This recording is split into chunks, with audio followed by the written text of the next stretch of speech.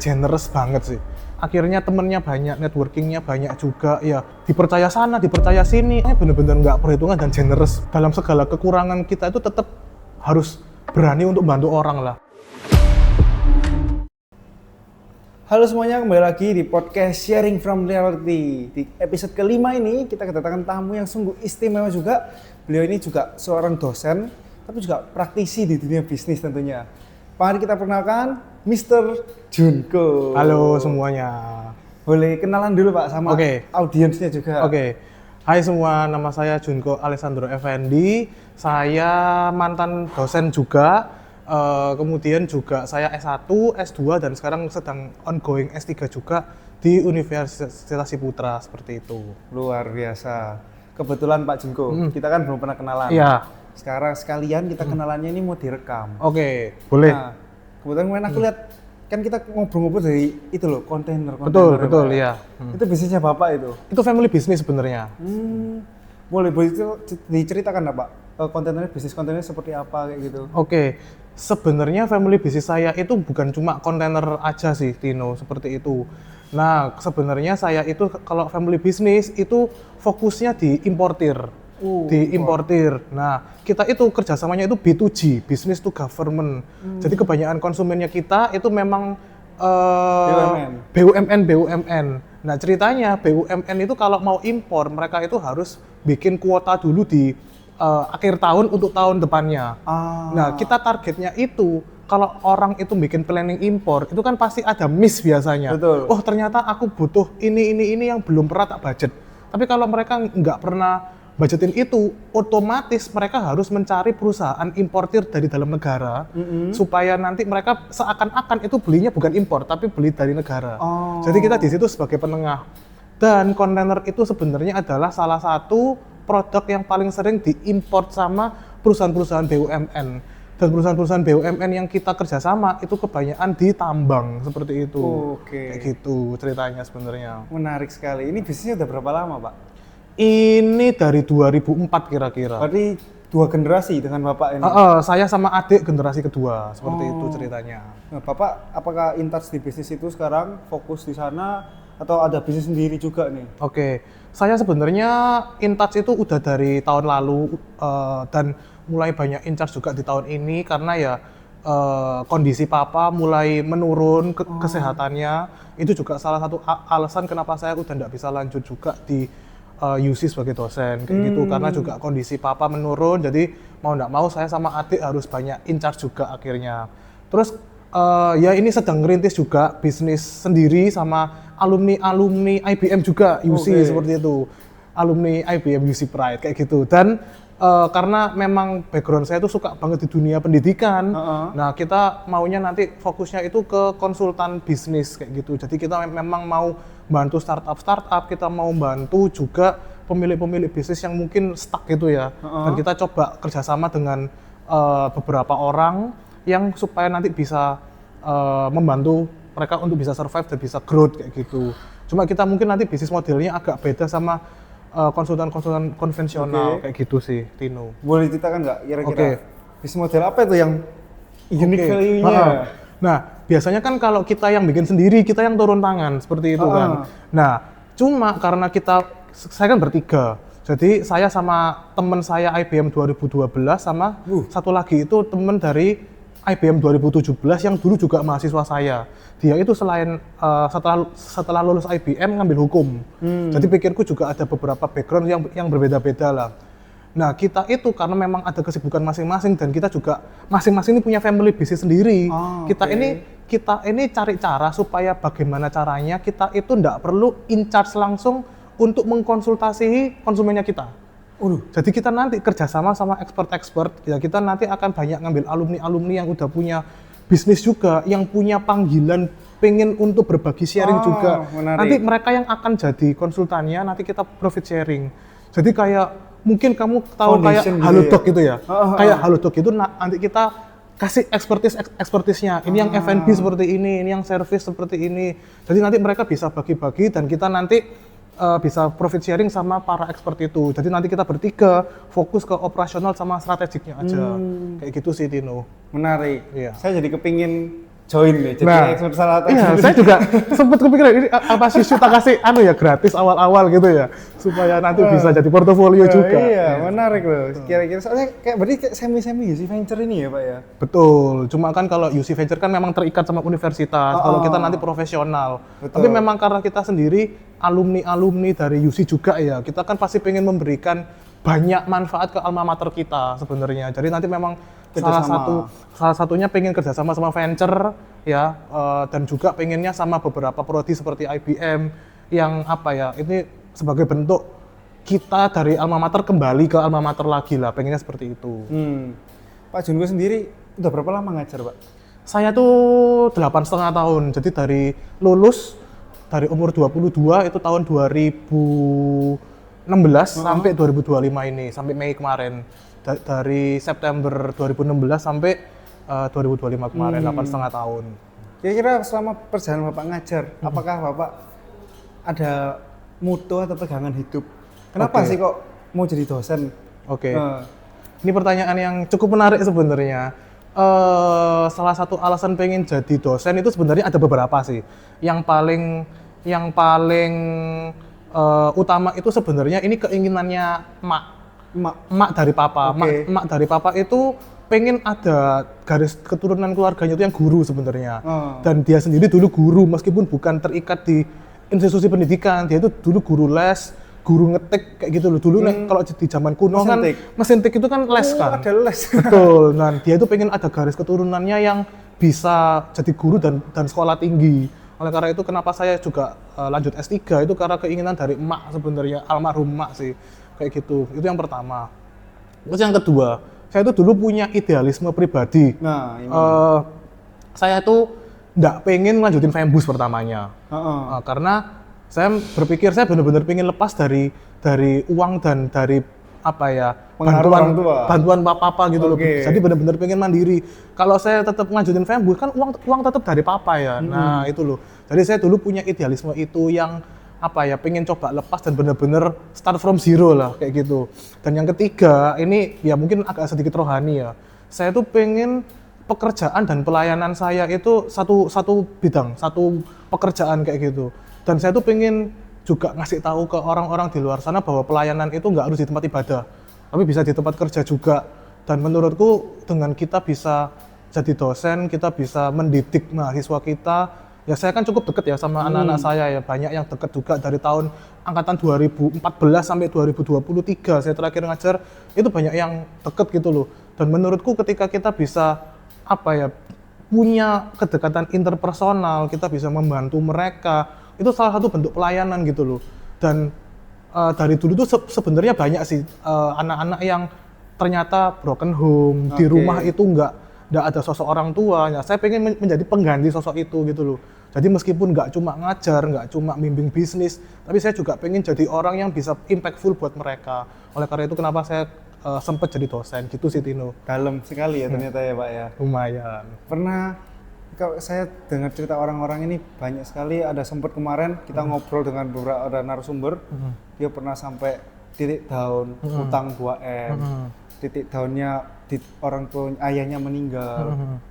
Mau tahu dong Pak Junko kira-kira apakah pernah berada di titik down yang sama dengan kayak kebanyakan orang kayak gitu? Atau kayak puji Tuhan ya nggak ada nih? Semoga pasti kan ada ya. Pasti ada. Karena kalau titik down, kalau sekarang ini tahun 2025 ini sebenarnya cukup titik bawah saya sebenarnya. Karena yaitu kondisi papa yang sakit dan apa ya, kadang harus fleksibel untuk mengganti jadwal kayak gitu sih. Karena juga kondisi papa harus sering-sering ke dokter kayak gitu. Itu juga yang membuat banyak tekanan juga sebenarnya seperti itu. Kalau waktu jadi dosen ya mungkin titik downnya ya ketika apa ya, kita sudah effort memberikan bimbingan lebih gitu kan. Karena kan saya suka kalau memberikan bimbingan di luar, kadang juga nggak cuma terikat di jam mata kuliah gitu loh. Kita udah ngasih effort 100.000 kali lipat, tapi ternyata mereka hanya karena hal-hal sepele pecah, terus nggak dilanjut. Itu kan juga, iya itu kan juga sedih lah ya. Maksudnya kita pengen anak-anak kita berhasil, kita udah ngasih networking, kita udah ngasih waktu, kita udah ngasih banyak hal, tenaga, uang bahkan kadang bukan invest ya, tapi kayak ya bantu mereka apa, tapi ternyata gara-gara hal sepele mereka tengkar dikit sama internalnya udah pecah, udah nggak bisa lanjut. Padahal secara bisnis model memungkinkan kayak gitu loh, bagus ya, itu sangat disayangkan kayak gitu sih. Itu yang kadang membuat sedih sebagai seorang dosen, terutama kalau di mata kuliah bisnis. Gitu sih Tino. Nah, jadi aku juga sempat tertarik nih dengan salah satu statementnya Bapak. Dulu kan waktu jadi dosen idealis ya, nggak mau lanjutin kampus. Tapi sekarang kan Bapak join kampus lagi ini apakah karena tadi orang Bapak ayahnya sakit atau karena memang sekarang aku udah punya minat nih, passion nih di kampus? Oke. Sebenarnya saya nggak terlalu passion sih sama bidangnya. Impor itu bukan hal yang menjadi passion saya. Tapi duitnya banyak Pak ya? Duitnya banyak. Ya, itu yang nggak bisa dipungkiri gitu loh. Nah akhirnya karena saya masih punya idealis yang waktu itu saya nggak pengen dapat gaji dari papa kayak gitu loh. Akhirnya saya deal-dealan sama papa. Saya maunya profit sharing. Jadi aku nggak mau digaji. Kalau digaji kan ya apa bedanya sama karyawan kayak gitu kan. Saya maunya kita ada project, kita profit sharing. Nah jadi kayak akhirnya karena saya, adik dan papa ya udah kita deal-dealan.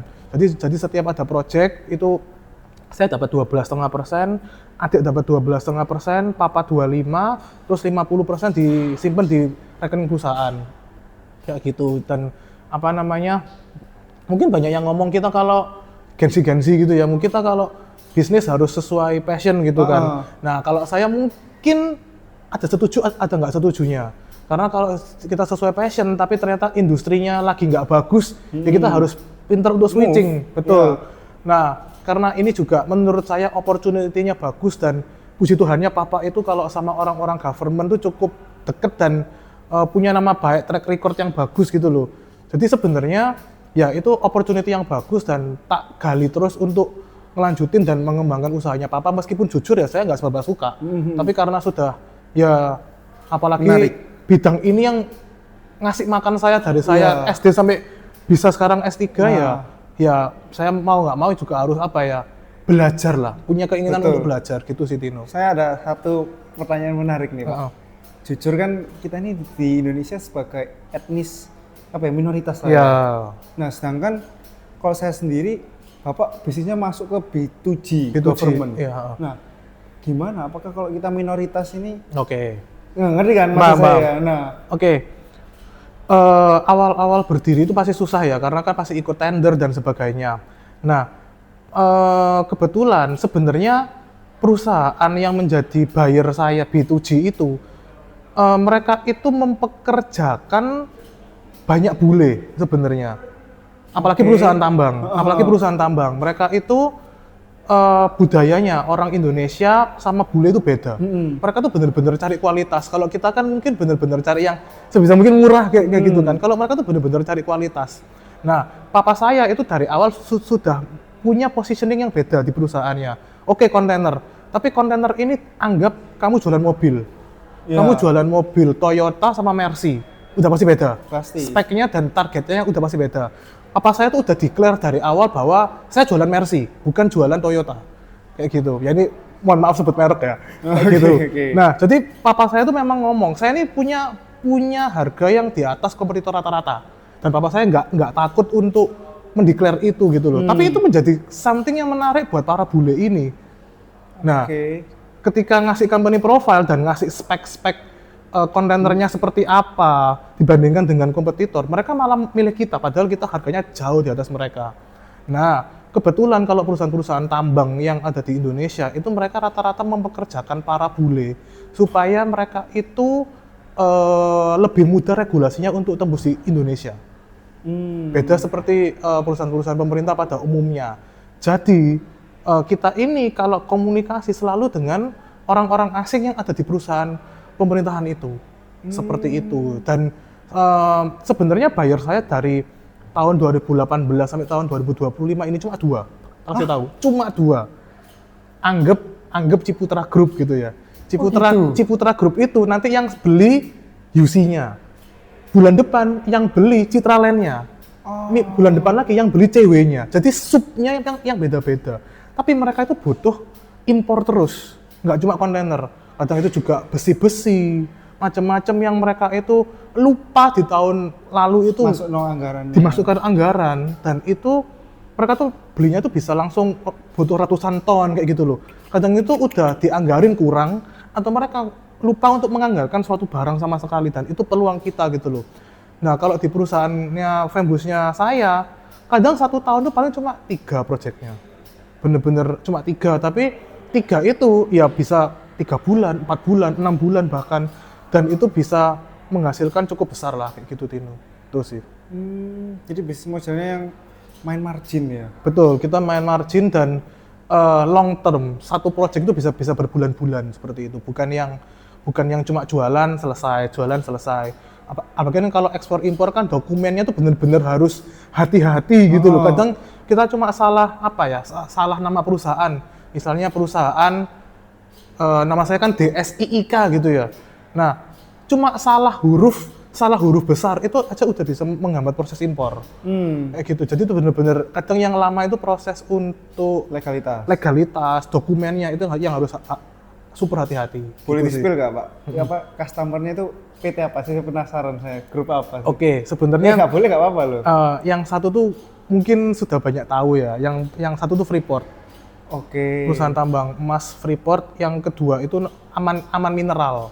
AMNT itu sih yang banyak di dua ini, meskipun di luar sana ya yang cari-cari kontainer juga banyak yang perusahaan-perusahaan swasta, startup itu ya ada yang beli di kita. Mungkin kalau kalian tahu, kalau kalian mungkin teman-teman anak-anak Surabaya kalau mau main ke Tretes, itu kan di tol, itu di sebelah kanan itu ada bangunan kontainer. Kalau kamu di tol, nanti kapan-kapan bisa Di lihat Perak, lah. Pak? Enggak, kalau kita dari Surabaya ke Tretes. Oke. Nah itu di tol, di jalan tol, itu di sebelah kanan nanti, yang di deket bukit-bukit itu loh. Kalau kita ke Tretes, itu ada bangunan kontainer. Itu juga produksinya Fembusnya kita, kayak gitu. Itu mereka perusahaan tas, Donini namanya. Ya sebenarnya perusahaan-perusahaan seperti ini juga cukup banyak gitu loh, meskipun ya angka nggak goalnya cukup banyak dibandingkan goalnya.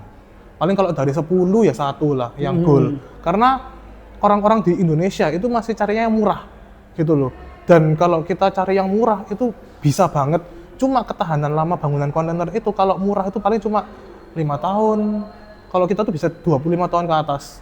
Nah, karena kadang kalau orang yang nggak tahu bangunan, itu mereka cuma sekedar bangun, dicat, selesai. Padahal kalau bangunan kontainer itu kan besi. Betul. Itu panas banget dan berisik banget.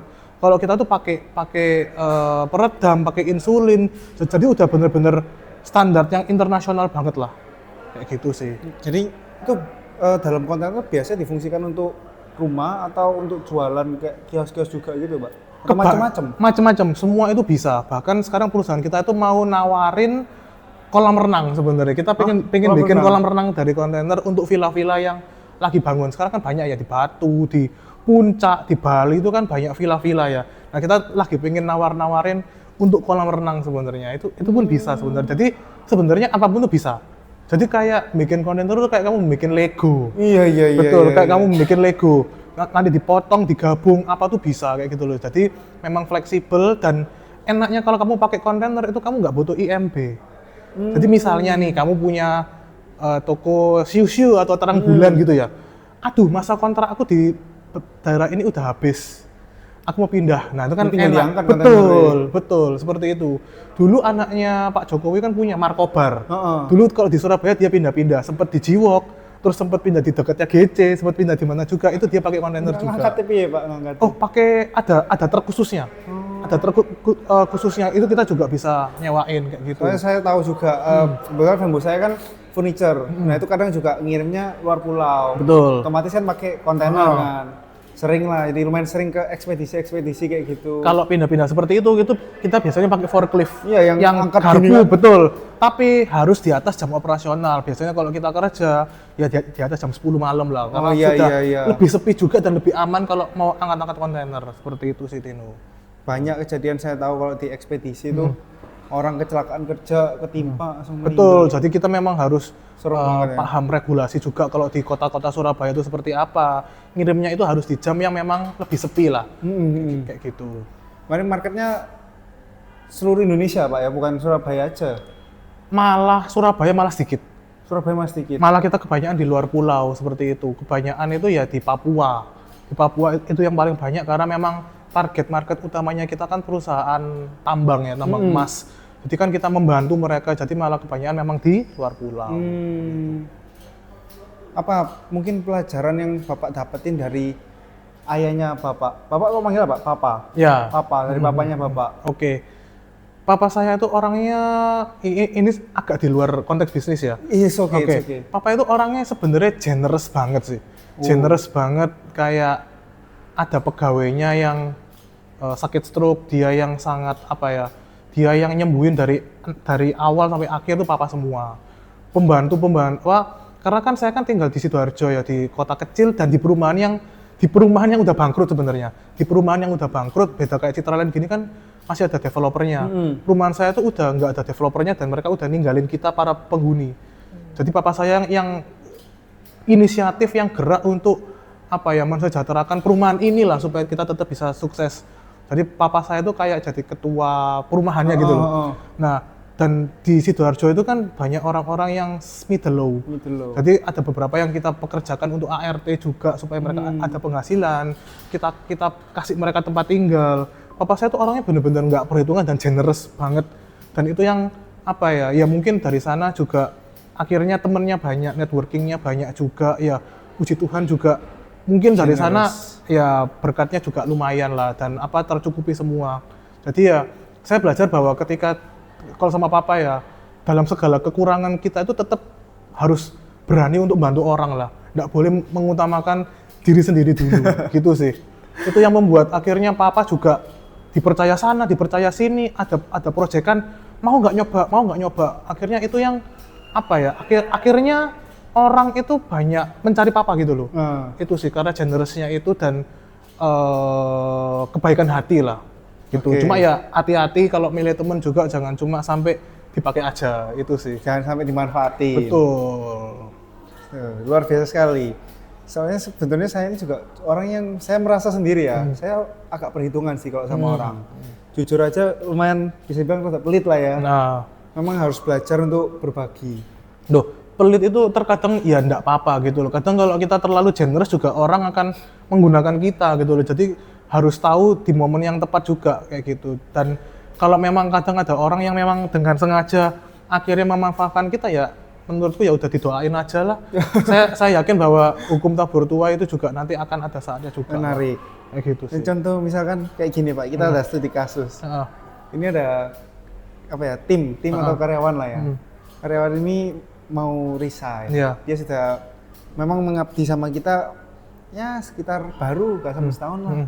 Let's say kayak gitu. Kira-kira apakah perlu kita misalkan dia mau perpisahan nih, kita kasih mungkin dia kenang-kenangan lah, kasih apa? Menurutku perlu, karena itu sebagai bentuk apresiasi kita sebagai owner ya kalau ke karyawan kita kayak gitu sih. Karena, nah ini mungkin juga ngomong yang ke bisnisku ya. Oke. Karena kan saya ini melihat gap ya kalau di negara kita ini SDM-nya itu kurang baik. Kayak gitu kan. Padahal kan kita tahun 2045 nanti kan menuju Indonesia Emas. Nah itu kan. Nah yang menjadi challenge kita tuh adalah SDM sebenarnya, SDM dan pendidikan. SDM-nya kita semakin kesini itu semakin challenging. Aku bukan ngomong bodoh ya, tapi challenging. Gen Z. Nggak mesti. Karena yang milenial seperti Gen Z juga ada. Gen Z yang seperti milenial juga ada gitu. Dan habis ini kita kan mulai masuk ke generasi baru lagi kan. Dan itu mereka semakin challenging. Challengingnya adalah kalau saya baca-baca riset gitu ya, mereka itu sebenarnya uang itu nomor 3 sampai 5, bukan nomor 1. Mereka tuh mencari pengembangan diri, self development dan aktualisasi diri. Itu 2 tertinggi. Pengakuan dan self development. Kalau kita sebagai penyedia lapangan pekerjaan, mungkin siu-siu punya lapangan pekerjaan gitu ya. Yang paling mereka butuhkan adalah mereka tuh dikasih kepercayaan apa enggak sih? Kalau mereka tuh cuma dikasih rutinitas, mereka tuh cuma dikasih gaji tapi ya gitu-gitu aja, males mereka.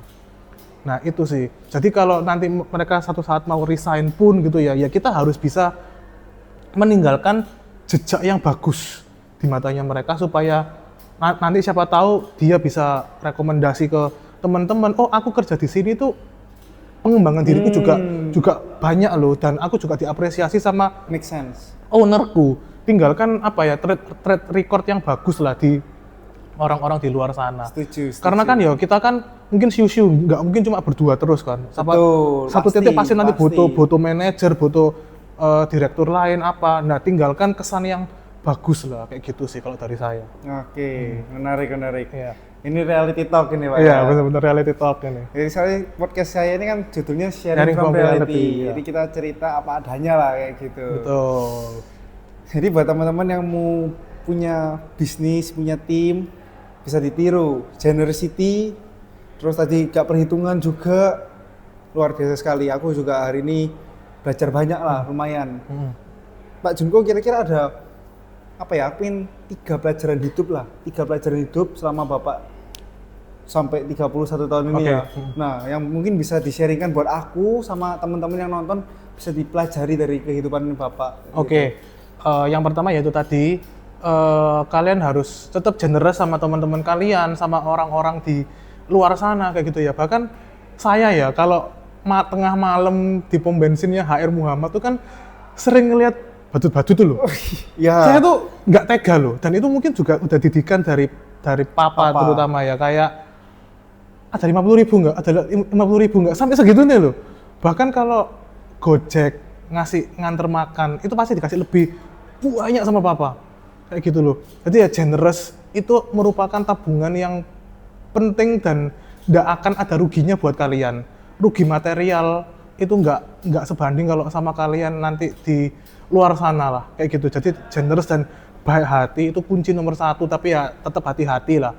Jangan sampai digunakan sama orang. Itu yang pertama. Yang kedua, menurut saya kalau kalian di sini masih duduk di bangku kuliah, kalian punya kesempatan untuk kuliah, pergunakan itu benar-benar baik-baik.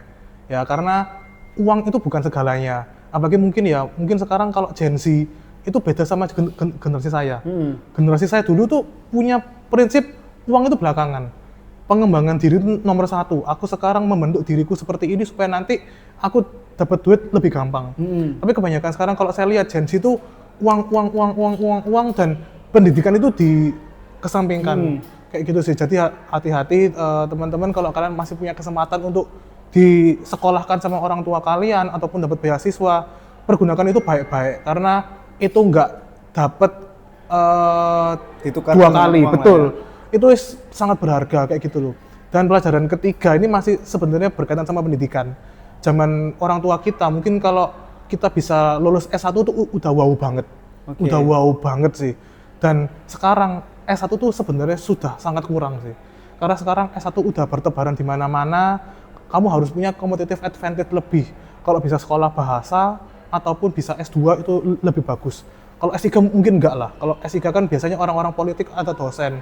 Yaitu chance yang sangat-sangat rare. Kalau S2 tuh menurutku udah mulai harus dipertimbangkan, atau sekolah bahasa, kamu study abroad, itu adalah salah satu hal yang aku sesalin. Nggak sempet belajar bahasa ke Cina atau kemana, itu sangat eman.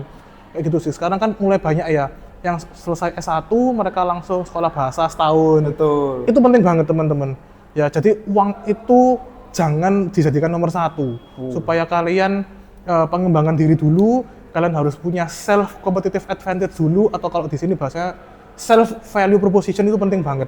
Supaya kalian nanti ketika dapat kesempatan, dapat opportunity itu lebih punya nilai jual dibandingkan sama orang-orang lain, kayak gitu sih. Nice sih, luar biasa sekali. Terima kasih loh banget Pak Junko udah mau datang hari ini sharing-sharing dengan kita.